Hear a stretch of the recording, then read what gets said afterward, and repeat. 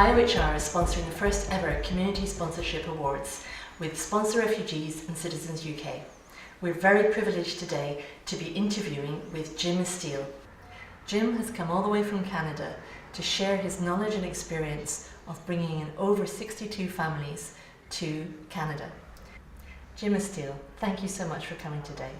Can I ask you first of all, how does a refugee come into your business? How do they become part of the environment that you've created? I sponsor refugees through the private sponsorship program that the government has, which allows private individuals or businesses to sponsor families. I started by sponsoring families of people who were already in Canada that were referred, and then Canada has a list of people that you can sponsor. They have very Spartan information, but age, gender, health problems, and so I took some off of that list as well. As far as coming to my business goes, I have a program I call Ease into Canada, where I will take any refugee and have them work in my business for 90 days. The focus of that program is ESL. So what we do is ESL and English Word of the Day, English Lunch Buddies, English Coach that assigns you homework to do Duolingo or watch television or do YouTubes. And then we do resume writing, interview coaching, and try to find you the job that is more along the lines of what you aspire to. You've given people the opportunity to have a livelihood, you've given them security, you've even given them a home, in your own home. How do you stop refugees carrying the label of refugee and start becoming part of Canadian society? Oh, sure. I mean, our job is just to help people through a hard time and to help them become self-sufficient. And our experience in Canada is we never liked the current wave of immigrants or refugees. So we didn't like the Irish, we didn't like the Italian, we didn't like the Jews, we didn't like Vietnamese, we didn't like any of the new ones, but within 2 decades, they're integrated, assimilated, and people don't think anything of it. That's the way it will be with this group. But getting people working and having them be productive members of society helps that happen faster. It also helps with having less resentment in the community, because if you see someone in the community that's contributing, you don't say, gee, that's taking my welfare dollars. If they're not taking your welfare dollars, they're paying taxes just like you are. So you've done an amazing thing bringing refugees into your business, but what was the effect on your staff? Do you think that you've been able to motivate them to think differently, behave differently? How do you inspire millennials? How do you inspire young people today? They don't want to make more freezers or bar fridges. That's what Dandy Appliances make. They want to save the world. So this is a Save the World project, so they're very, very inspired. So I have many, many people who work many extra hours to help save the world, and so it's actually a way to inspire. And I've approached other business leaders in my community to say, can you help us with some of this? And what I say is, would you like a free team building exercise? We're going to do a free team building, because your alternative, you're in business, you pay a company to come in and do a team building exercise. Why not do this? Well, I mean, through this project, I've actually learned the secret to happiness. The secret to happiness is being grateful for what you have, not ungrateful for what you've lost, or ungrateful for what other people have. So if I have a project that taught me the secret to happiness, that project clearly is worth it. And for CEOs, I would say this is the best team building exercise that you can do with your staff. And it doesn't have to be everybody, but involving staff, they will be more loyal, harder working, do more for you.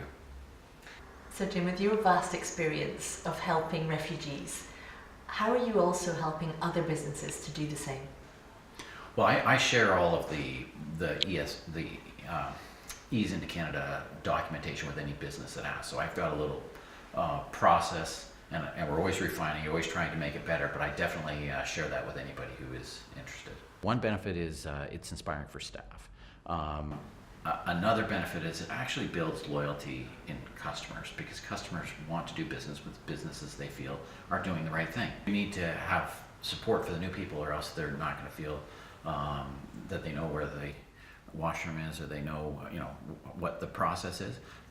But having an employer that is refugee friendly to give them their first job, even for 90 days, helps people learn what is it like to work in the UK, or in our case in Canada, because it is different in Canada than it is in the era than it is in Syria or the other refugees that we take. I mean, the most obvious is shift starts at 8, and almost invariably within the first week we have to say, well, 8 o'clock, and then there's always, well, yes, well, it's only 8:15, but no, in Canada, if you say 8 o'clock, that's what time you start. Do you think you've been able to inspire other businesses that have seen the success that you've had? We sell mostly through the retail channels.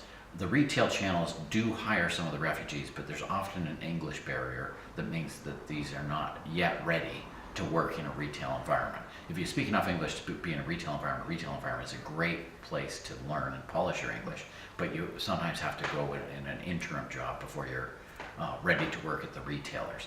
Also, the retailers I'm dealing with, most of them are very large, they've got 1,000 locations or hundreds of locations, and so they tend not to be as entrepreneurial as the other businesses that I tend to place the refugees in. So if you had one lesson that you would give to volunteers who are here and beginning to start the process that you've gone through, what would it be? The biggest learning I had was not to over-support. And so there's a little component of tough love in this. And I learned it the hard way because I had, my wife and I, we had a family of 3 living in our house, and of course we make the dinner and tea, and the first day, the second day, the 7th day it gets a little tired, and we aren't servants. So our job is to help people through a hard time, help people through to independence. So it's just like when I'm trying to get back to my hotel, if I am trying to learn the subway system, it's best to write down which subways I go on and show me where the subway is rather than hold my hand and walk me back. In the UK, the current community sponsorship scheme finishes in 2020. There's a large campaign running which is called Extend the Welcome to try and encourage the government to not only increase the number of refugees that are brought in through the schemes, but also to extend that scheme past 2020. What message would you give our government from your experience in Canada? My advice to the government is to be humanitarian, because history will show that what we're doing is the right thing. And I know that this is not easy for anyone, but we did not like the other. See, Canada is different because Canada is made up of immigrants and refugees.